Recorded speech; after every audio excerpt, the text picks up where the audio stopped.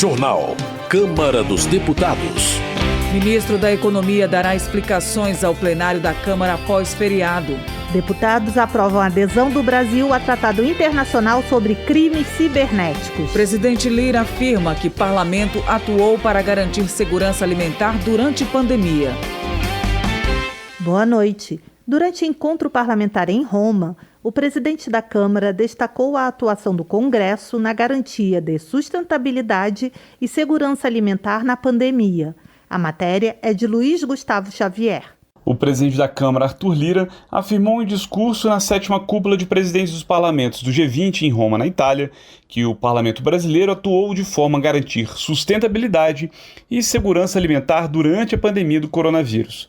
No evento, ele destacou a aprovação da lei conhecida como Lei do Agro, que modernizou o sistema de financiamento privado do agronegócio, e a lei que estabeleceu medidas sobre o combate ao desperdício de alimentos e doações de excedentes para o consumo humano. Como não poderia deixar de ser, num mundo interconectado como o nosso, a emergência sanitária decorrente da disseminação da Covid-19 afetou todas as nações do planeta, e sua superação exige um esforço comum em que os países de economia mais fortes partilhem seus recursos e expertises com os estados nacionais que enfrentam maiores dificuldades. Segundo Lira, o produto interno bruto da agropecuária registrou alta de 2% em 2020 em relação ao ano anterior, e a balança comercial das exportações brasileiras do agronegócio somou mais de 100 bilhões de dólares em 2020. Estes são resultados que nos dão grande satisfação,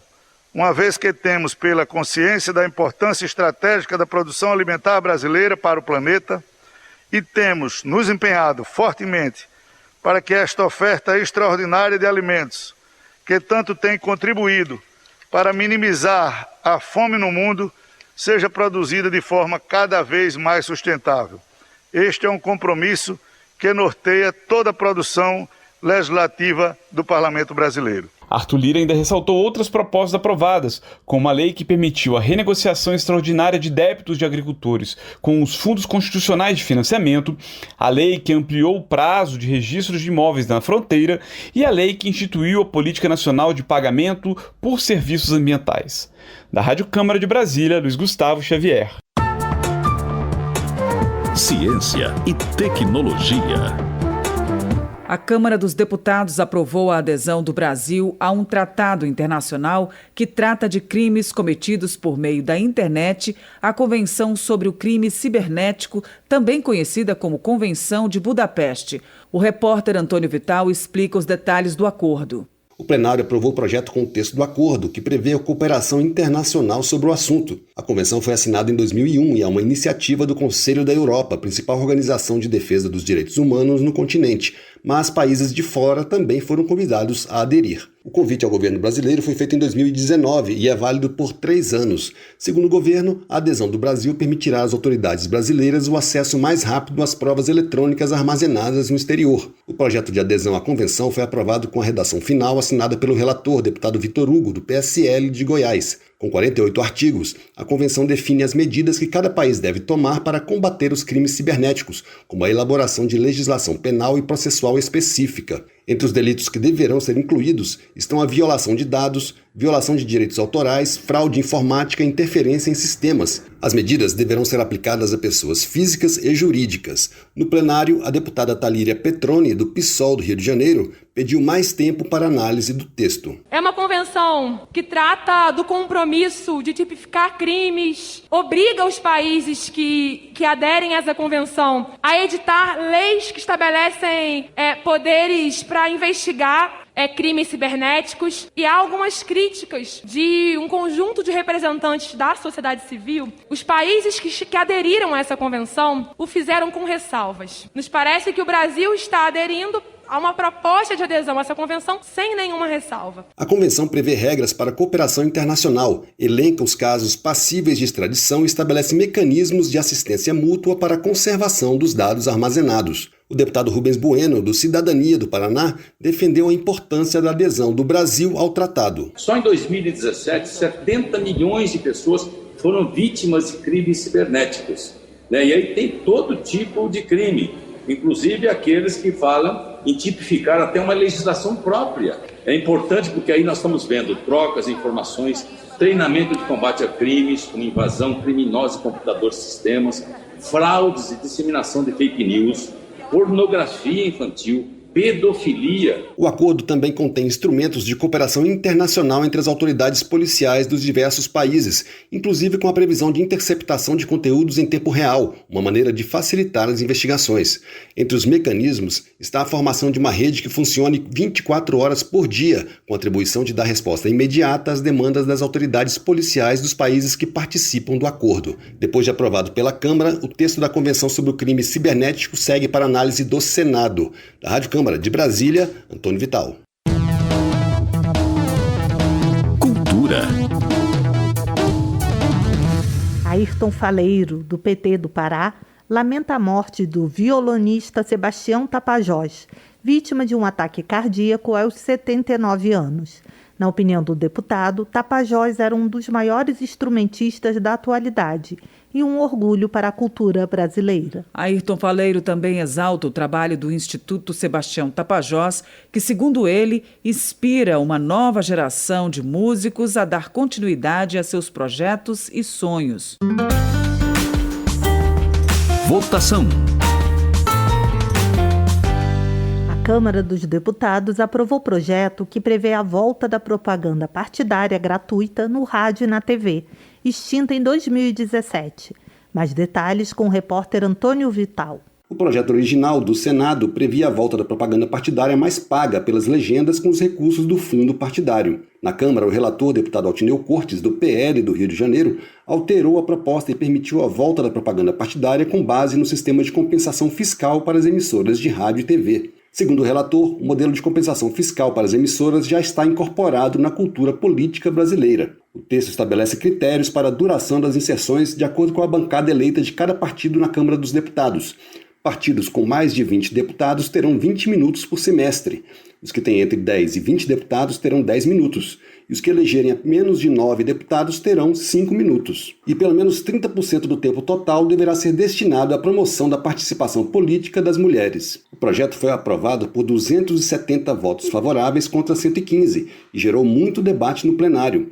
Para o deputado Marcel Van Hatten, do Novo do Rio Grande do Sul, as compensações no pagamento de impostos pelas emissoras são uma forma indireta de usar recursos públicos. Ele apontou ainda uma contradição. Segundo Van Hatten, a propaganda partidária foi extinta em 2017 como maneira de viabilizar a criação do fundo eleitoral, e a aprovação do projeto vai permitir o acúmulo das duas fontes de gastos. A fonte para pagar esse horário, no fundo, também é uma fonte pública, que é a renúncia de receita proveniente de impostos que seriam pagos pelas emissoras e pelas radiodifusoras para aqueles spots eleitorais. Nós somos contra, senhor presidente, até porque esta casa deveria ser coerente com aquilo que defendeu lá atrás quando foi criado o fundo eleitoral. Quando foi criado o fundo eleitoral, ele foi justamente criado com a justificativa de que seria extinta a propaganda partidária. Mas a maioria dos deputados apoiou a volta da propaganda partidária, com a justificativa de que é uma maneira de divulgar a posição dos partidos, como disse o deputado Giovanni Cherini, do PL do Rio Grande do Sul. É, na verdade, um programa para mostrar a democracia, cada partido poder mostrar os seus princípios, os seus propósitos e o seu trabalho. Qual o problema disso? De nós estarmos na televisão, no rádio, levando as ideias dos nossos partidos? Sinceramente, isso é tiro nos pés. Aqueles que são contra esse tipo de programa partidário estão contra si mesmo, porque a população precisa ser esclarecida. Já para o deputado Joaquim Passarinho, do PSD do Pará, a propaganda partidária é um gasto público injustificável. Essa propaganda política de 20 minutos na televisão, ninguém vê, ninguém se interessa, isso é pago por fundo partidário, é dinheiro público que vai ser usado para fazer uma propaganda de partidos políticos. Volto a dizer, numa propaganda que quando chega na televisão todo mundo desliga, ninguém nem assiste. Então é uma coisa que não tem noção, nós votávamos, acho que um retrocesso no processo político. O relator, deputado Altineu Cortes, justificou a volta da propaganda partidária. É fortalecer a política nos estados, a política que cada um dos deputados faz, poder mostrar na propaganda partidária o seu trabalho, o trabalho do seu partido, isso é fortalecer a democracia. A política é muito atacada às vezes de forma covarde. Restabelecer o programa partidário semestral é muito importante para todos os partidos e para cada parlamentar. Propaganda partidária não se confunde com a propaganda eleitoral gratuita, que só ocorre nos meses anteriores à eleição. Depois de ser alterado na Câmara, o projeto que prevê a volta da propaganda partidária retorna para análise do Senado. Da Rádio Câmara, de Brasília, Antônio Vital. Economia. A J. Albuquerque, do PP do Ceará, pede urgência na votação do projeto que trata da regulamentação do mercado de carbono. Ele explica que esse é um dos mecanismos usados para diminuir as emissões de gases causadores de efeito estufa e atingir metas estabelecidas, visando limitar o aquecimento global. A J. Albuquerque lembra que o assunto será debatido em novembro na COP26 na Escócia e serão estabelecidas regras para a comercialização da redução certificada de emissões e para a cooperação climática entre os países. Ele alerta que o Brasil não pode ficar de fora das possibilidades de desenvolvimento trazidas pela regulamentação. Danilo Forte, do PSDB do Ceará, considera um retrocesso as mudanças apontadas pela medida provisória que visa mitigar os efeitos da crise hidroenergética. Ele afirma que há questões previstas na MP que já deveriam ter sido superadas. Danilo Forte cita a prorrogação do contrato do Proinfa, criado para incentivar a produção da energia renovável, o subsídio de 2,8 bilhões de reais ao ano para a produção de carvão mineral ou a transferência da conta da construção de gasodutos pelo Nordeste, quando a região é produtora de energia eólica e solar. Jonathan de Jesus, do Republicanos, comemora a transferência de áreas da União para o estado de Roraima. No total, as terras somam uma área de quase 2 milhões de hectares que deverão ser utilizados preferencialmente em atividades agropecuárias diversificadas, de desenvolvimento sustentável e em projetos de regularização fundiária. Jonathan de Jesus também celebra o lançamento em Boa Vista da pedra fundamental para a construção do Linhão de Tucuruí. O deputado explica que a obra ligará a capital de Roraima a Manaus, no Amazonas, integrando os roraimenses ao Sistema Interligado Nacional de Energia Elétrica. Nereu Crispim, do PSL do Rio Grande do Sul, pede que o presidente Arthur Lira não coloque em pauta o projeto segundo o qual o ICMS incidirá sobre o preço médio dos combustíveis dos últimos 2 anos. Nereu Crispim acredita que a medida não é eficaz para reduzir, de fato, o valor da gasolina no país. Segundo o deputado, é preciso desvincular o preço do petróleo da moeda americana. Ele pede a abertura de uma CPI para investigar a formulação da política de preços dos combustíveis no Brasil. Charles Fernandes, do PSD da Bahia, destaca a passagem do Dia Nacional da Micro e Pequena Empresa, celebrado em 5 de outubro. Ele afirma que o segmento representa 30% do PIB brasileiro e é responsável por gerar mais da metade dos empregos formais do país. Charles Fernandes afirma que as pequenas e microempresas foram as mais atingidas com a pandemia. Ele pede que o governo federal amplie as linhas de crédito e direcione mais recursos para o setor, com o objetivo de reverter os efeitos da crise. Padre João, do PT de Minas Gerais, critica a reforma administrativa e diz que a proposta aniquila o Estado brasileiro. Segundo o deputado, os mais atingidos com a aprovação da matéria serão os servidores que estão na linha de frente da saúde, da educação e da assistência social. Padre João também acusa o governo federal de desestruturar os programas sociais das gestões anteriores. De acordo com o congressista, a gestão Bolsonaro descumpriu a promessa de substituir o Minha Casa Minha Vida e o Bolsa Família por programas equivalentes. Política. O ministro da Economia, Paulo Guedes, foi convocado para prestar esclarecimentos ao plenário da Câmara sobre empresa em paraíso fiscal. O repórter Cid Queiroz tem mais informações sobre a pauta desta semana. Por causa do feriado, as atividades da semana na Câmara dos Deputados recomeçam nesta quarta-feira. A expectativa é para que seja marcado o depoimento do ministro da Economia, Paulo Guedes. Ele foi convocado a se explicar no plenário sobre a participação em uma empresa offshore isto é, fora do território nacional e sediada no que se convencionou chamar paraíso fiscal. O assunto afetou a pauta econômica do governo no Congresso e as explicações são aguardadas para que sejam destravadas votações importantes. O deputado paulista Eduardo Bolsonaro, do PSL, defendeu o ministro. Offshore nada mais é do que uma empresa aberta no exterior e não tem crime nenhum nisso. Tanto que o ministro Paulo Guedes abriu essa empresa em 2015, durante o governo Dilma, numa época em que ele sequer imaginava que o Jair Bolsonaro seria eleito e quanto mais que ele se tornaria ministro da Economia. O ministro Paulo Guedes, que não cometeu ilegalidade nenhuma e, pelo contrário, ele ainda perde dinheiro trabalhando no governo.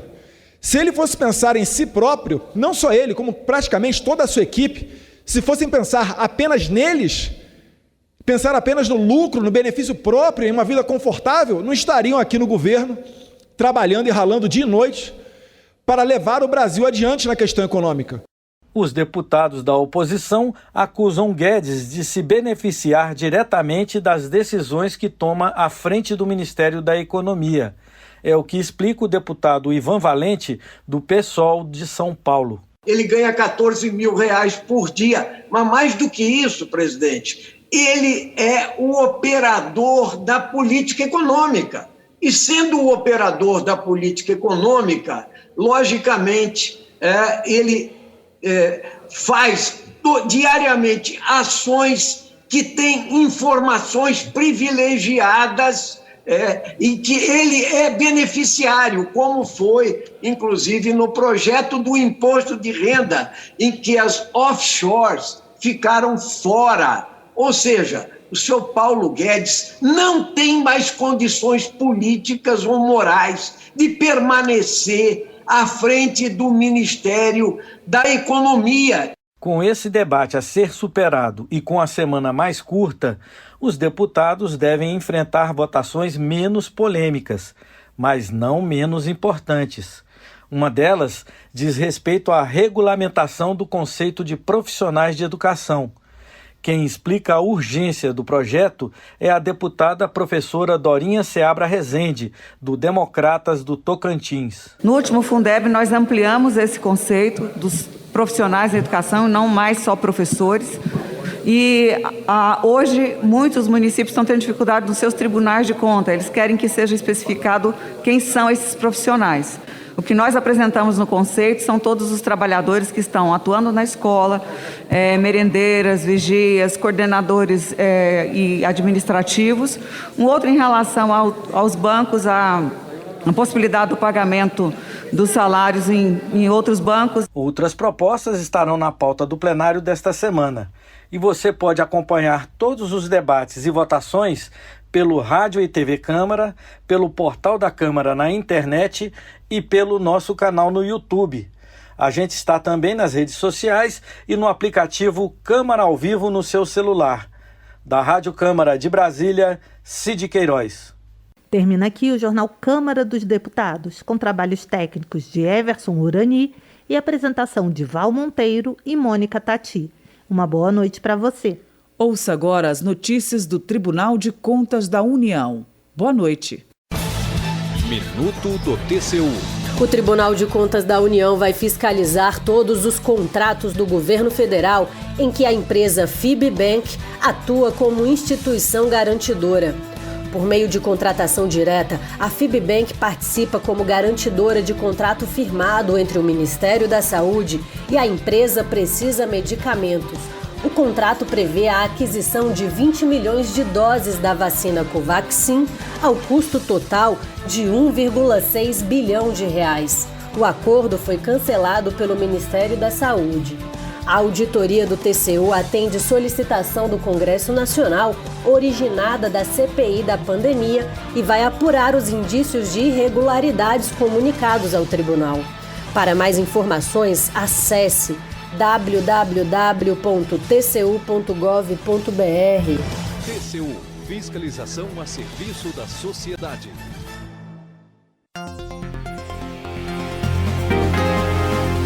Você ouviu A Voz do Brasil. Boa noite.